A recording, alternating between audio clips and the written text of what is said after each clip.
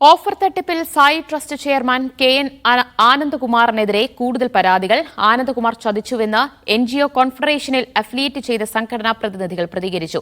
കോൺഗ്രസ് നേതാവ് ലാലി വിൻസെന്റാണ് തന്നെ അനന്തകൃഷ്ണനുമായി പരിചയപ്പെടുത്തിയതെന്നും എൻജിഒ കോൺഫെഡറേഷനിൽ നിന്നും താൻ നേരത്തെ രാജിവെച്ചെന്നും ആനന്ദകുമാർ പറഞ്ഞു. ആനന്ദകുമാറിനെതിരെ മാനനഷ്ട കേസ് കൊടുക്കുമെന്ന് ലാലി വിൻസെന്റ് മറുപടി നൽകി.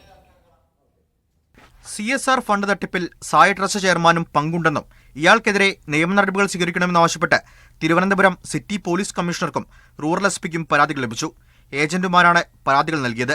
സായി ട്രസ്റ്റ് ചെയർമാൻ ആനന്ദകുമാറിന്റെ നിർദ്ദേശപ്രകാരമാണ് എൻജിഒ കോൺഫെഡറേഷൻ ചേർന്നതെന്നും തട്ടിപ്പ് പുറത്തുവന്ന ശേഷം കെ.എൻ. ആനന്ദകുമാർ തങ്ങളുടെ പരാതി കേൾക്കാൻ പോലും തയ്യാറാകുന്നില്ലെന്നും ഏജന്റുമാർ മീഡിയ വണ്ണിനോട് പറഞ്ഞു. നമ്മൾ ഈ 100% സായി ഗ്രാമിലെ ആനന്ദകുമാർ സാറിനെ വിശ്വസിച്ചാണ് ഇതിലെ അംഗത്വം എടുത്തതും ഇതിലെ ഇംപ്ലിമെൻ്റ് ഏജൻസി ആയതും ഈ പ്രവർത്തനങ്ങളെല്ലാം എടുത്തത് നമ്മൾ ദൈവത്തെ പോലെ കൊണ്ടുവരുന്ന ആളാണ്. ഇപ്പോൾ നമ്മൾ മറ്റുള്ളവരെ സഹായിക്കാൻ ഇറങ്ങിയിട്ട് നമ്മളെ പെടുത്തി കളഞ്ഞല്ലോ എന്നുള്ള ഒരു ആശങ്ക. എന്നാൽ ആരോപണങ്ങൾ നിഷേധിക്കുകയാണ് Sai trust chairman K N. Anandakumar. Sai ഗ്രാമം ഇതിനകത്ത് ഉൾപ്പെട്ടിട്ടേ ഇല്ല. നാഷണൽ എൻജിഒസ് കോൺഫെഡറേഷൻ എന്ന് പറഞ്ഞൊരു സ്ഥാപനം, എൻജിഒസിൻ്റെ കൂട്ടായ്മ, ആ കൂട്ടായ്മയിൽ ഒരാളാണ് അനന്തകൃഷ്ണൻ. ആ 4 കമ്പനികളാണ് ഈ ജനങ്ങളിൽ നിന്ന് പണം മേടിക്കുന്നതും സ്കൂട്ടർ വിതരണം നടക്കുന്നതും. കോൺഗ്രസ് നേതാവ് ലാലി വിൻസെന്റ് ആണ് തന്നെ അനന്തകൃഷ്ണനുമായി പരിചയപ്പെടുത്തിയതെന്നും ആനന്ദകുമാർ പറഞ്ഞു. ആനന്ദകുമാറിനെതിരെ മാനനഷ്ട കേസ് കൊടുക്കുമെന്നായിരുന്നു ലാലി വിൻസെന്റിന്റെ മറുപടി.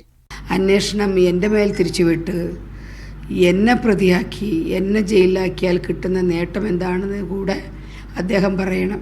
ആനന്ദകുമാറിനെ ദീർഘനാളെ അറിയാമെന്നും ജസ്റ്റിസ് CN രാമചന്ദ്രൻ നായരും പറഞ്ഞു.